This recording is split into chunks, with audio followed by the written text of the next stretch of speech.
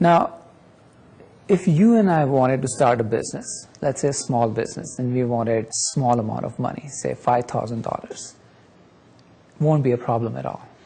We just go to a credit card, take money out, and there we have it. We have an idea, we can start.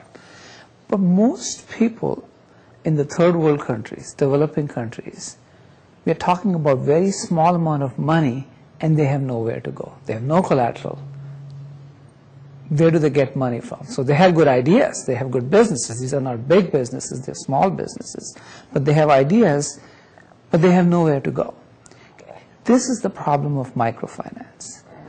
What happens, what ends up happening, that these guys will end up going to what's called a money lender or a loan shark, who can charge you interest as high as 50% a day. Okay?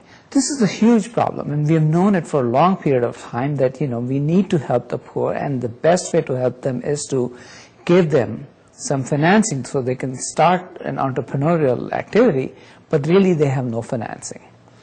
So microfinance sort of developed as a reaction to, can we do something that's better than 50% a day or 30% a day?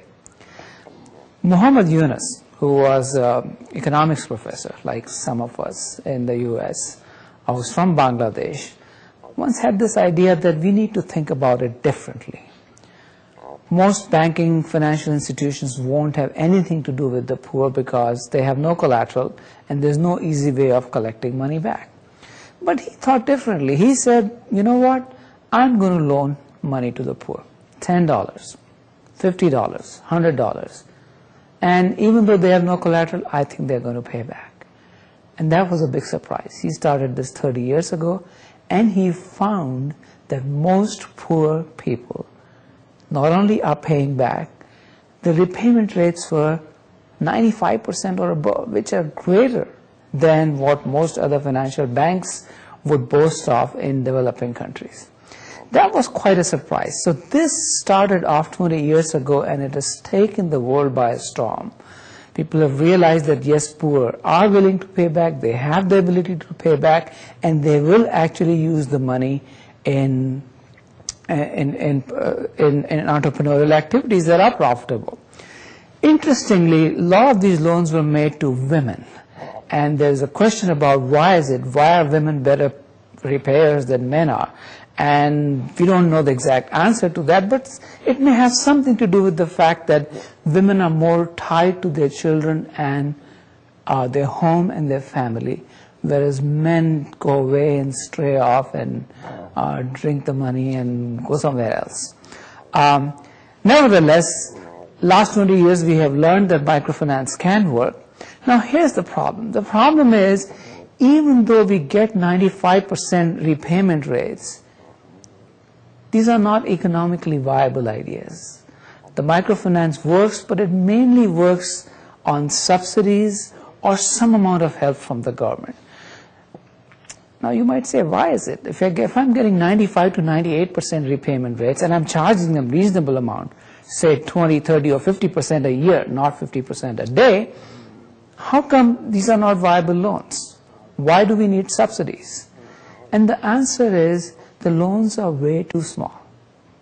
They're too little. You're making a $10 loan, a $15 or $20 loan, and they're just way too small.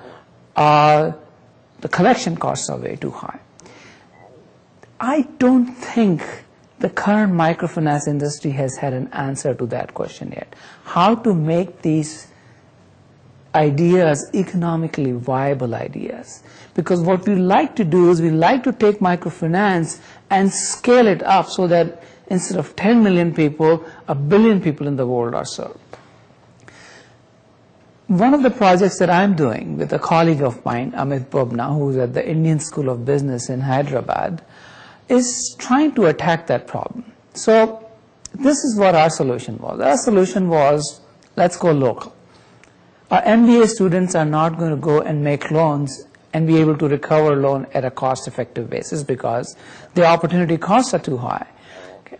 Also, they don't know enough about the villages. They don't know enough about people they're loaning to. So it is very expensive to find out that information.